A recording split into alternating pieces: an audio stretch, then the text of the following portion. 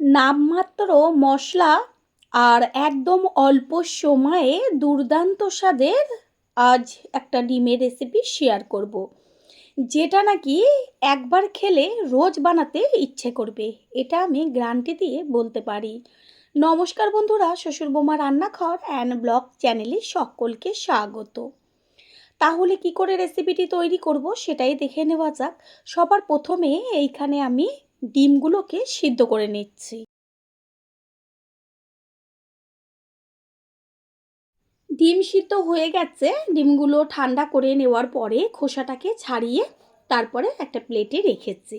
এবার মাঝখান থেকে অর্ধেক করে কেটে নেব।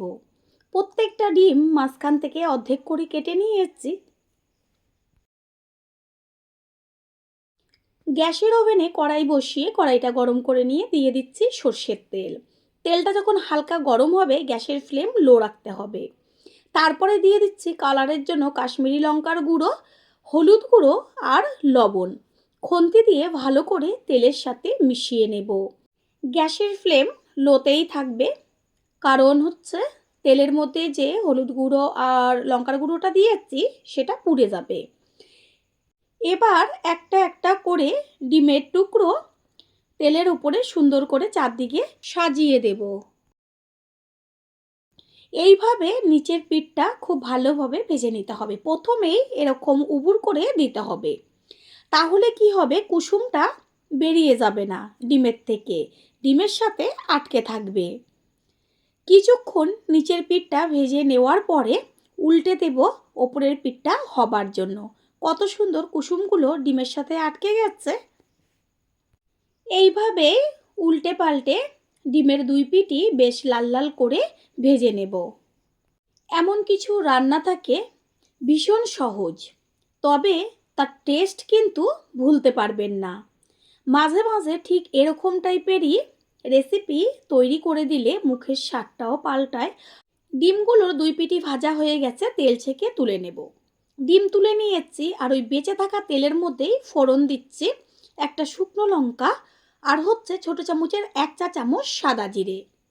ফোড়নটা সুন্দরভাবে ভাজা হয়েছে, এরপরেই দিয়ে দিচ্ছি কুচিয়ে নেওয়া পেঁয়াজ। পেঁয়াজ দেওয়ার সাথে সাথেই দিয়ে দেব চিড়ে নেওয়া কাঁচা লঙ্কা। ঝাল যে যেমন খাবেন সেই অনুযায়ী ব্যবহার করবেন। আর তাড়াতাড়ি পেঁয়াজটা মজে আসার জন্য দিয়ে দিচ্ছি পরিমাণ মতন লবণ। লবণটাকে মিশিয়ে নিয়ে এবার পেঁয়াজ আর লঙ্কাটাকে ভালো করে ভেজে নেব। পেঁয়াজ বেশ লাল লাল হয়ে গেছে। এবার এর মধ্যে দিয়ে দেব আদা আর রসুনের পেস্ট, বড় চামচের 1 চা চামচ। আদা আর রসুনের পেস্টটা তেলে ভালো করে নেড়ে চেড়ে নেব। গ্যাসের ফ্লেম লোতে থাকবে, নাহলে চট করে পুড়ে যাবে। কাঁচা গন্ধটা যাওয়া পর্যন্ত রান্না করে নেব। ভাজা সুন্দর একটা মিষ্টি গন্ধ বেরোচ্ছে। এই পর্যায়ে এর মধ্যে দিয়ে দেব সরু সরু করে কেটে নেওয়া আলু। যেমন আলু চচ্চড়ির মধ্যে আলুটা কাটা হয় ঠিক সেরকমভাবেই আলুটা দেওয়া হলো। আলুটা তেলের মধ্যে মিশিয়ে নেব। এবার আলু হালকা করে ভাজবো, এটা যেন লাল লাল না হয়ে যায় ভাজাটা, সেই দিকে খেয়াল রাখবেন। দিয়ে দিচ্ছি কালারের জন্য হলুদ গুঁড়ো। পুরনো বন্ধুদের সবসময় আমাদের পাশে এইভাবে ভালোবেসে থাকার জন্য অনেক অনেক ভালোবাসা। আলুটা তেলের মধ্যে 1.5 থেকে 2 মিনিট মতো ভাজার পরে দিয়ে দিচ্ছি 1 চা চামচ জিরের গুঁড়ো আর 1 চা চামচ ধনের গুঁড়ো। জিরের গুঁড়ো আর ধনের গুঁড়োটা মিশিয়ে নিয়ে তারপরেই দিয়ে দেব ছোট ছোট টুকরো করে নেওয়া টমেটো। এবার একই সাথে কষিয়ে নেব জিরে আর ধনের।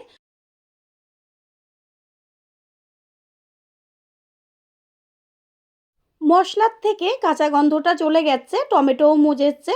এই পর্যায়ে এর মধ্যে দিয়ে দেব উষ্ণ গরম জল, গ্যাসের ফ্লেম হাই করে। জলের পরিমাণটা একটু বেশি ব্যবহার করব। আর রান্নায় সবসময় গরম জল দেওয়ার চেষ্টা করবেন, এতে কি হবে, রান্নার স্বাদটা দ্বিগুণ বেড়ে যাবে। কিছুক্ষণের জন্য একটা ঢাকনা চাপা দিয়ে দেব। একটু বাদে কড়াইয়ে ঢাকনাটা সরিয়ে দেব। রেসিপিটা একদম চট জলদি তৈরি হয়ে যায়, বেশি একদম হাতে সময় লাগবে না। যেহেতু আলুটা একদম সরু সরু করে কাটা, সেই কারণে সিদ্ধ হতে তো বেশি সময় লাগে না। এবার এর মধ্যে দিয়ে দেব ওই যে ভেজে রেখেছিলাম ডিমগুলো, সেই ভেজে রাখা ডিম। প্রথমবার যারা আমাদের চ্যানেল ভিজিট করছেন তাদের আন্তরিক শুভেচ্ছা ও অনেক ভালোবাসা। আমাদের রেসিপিগুলো যদি ভালো লেগে থাকে সাবস্ক্রাইব করে দেওয়ার অনুরোধ রইল ও পাশে থাকা বেল আইকনে ক্লিক করলে পরবর্তী ভিডিওগুলো সবার আগে আপনাদের কাছে পৌঁছে যাবে। ডিমটা দিয়ে কিছুক্ষণ ঝোলের মধ্যে ফুটিয়ে নেব।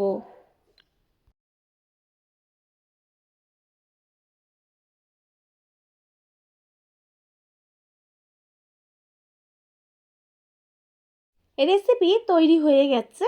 এবার সবশেষে দিয়ে দিচ্ছি ছোটো চামচের 1 চা চামচ পরিমাণ গরম মশলার গুঁড়ো। গরম মশলার গুঁড়োটা মিশিয়ে নিয়ে তারপরে গ্যাসটা অফ করে দেব।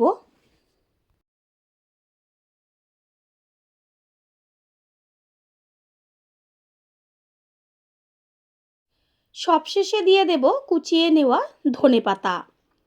ধনেপাতাটা দেওয়ার সাথে সাথে গ্যাস অফ করে এবার কিছুক্ষণের জন্য ঢাকনাটা চাপা দিয়ে দেব। এই রেসিপির ক্ষেত্রে অবশ্যই জলের পরিমাণটা একটু বেশি দেবেন। এই যে পাতলা ঝোলটা, এই শুধু ঝোল দিয়েই একতলা ভাত হামেশাই খাওয়া হয়ে যাবে। একটু বাদে ফিরে এসে সম্পূর্ণ লুকটা দেখিয়ে দিচ্ছি। এবার একটা পাত্রে তুলে নেব। তৈরি হয়ে গেল আজকের রেসিপি। আশা করি রেসিপিটি ভালো লাগলো। আর যদি ভালো লেগে থাকে একটা লাইক, কমেন্ট, পারলে একটা শেয়ার করে অবশ্যই জানাবেন।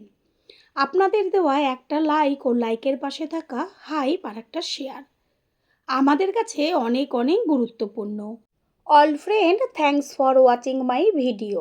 আপনারা সকলে ভালো থাকবেন, সুস্থ থাকবেন। আবারও দেখা হবে অন্য কোনো রেসিপির এপিসোডে।